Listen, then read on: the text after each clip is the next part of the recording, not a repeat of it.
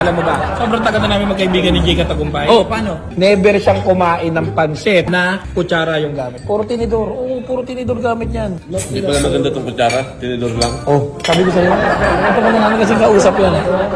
At saka isa pa, hindi siya marunong mag-chopstick. Tinutusok niya yung baboy. Nakita mo pala? Tingnan mo, galing. Sabi ko sa'yo. Kilala mo talaga. Si Jawa, kilala mo yan? Oras na. 7:35. Hanggang 7:30 lang yan, hindi na nakain yan. Sabihin niya, hoy, kailangan ako sa bahay. Kahit masasarap yung ihahain natin. 7:30 na. Uwi na ako.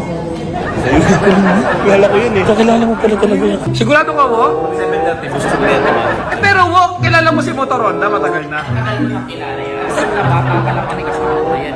Ang ginagawa niyan, yung wasabi, kinakain niya ng kutsara. Ito yung pinaka-appetizer mo bago ka kumain. Oo, di ba? Nagugulat niya ako sa kanya, siya lang nakakagawa niyan. Tututukan ko yan, Jawo! Tututukan ko yan, Jawo! Tagwis mo. Kilala ko si Hammerman. Ano si Hammerman?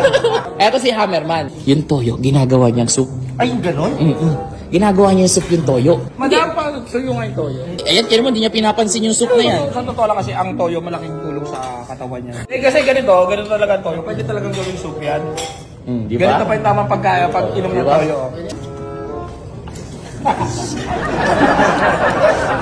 Oh, di ba? Ayun ang soup niyan.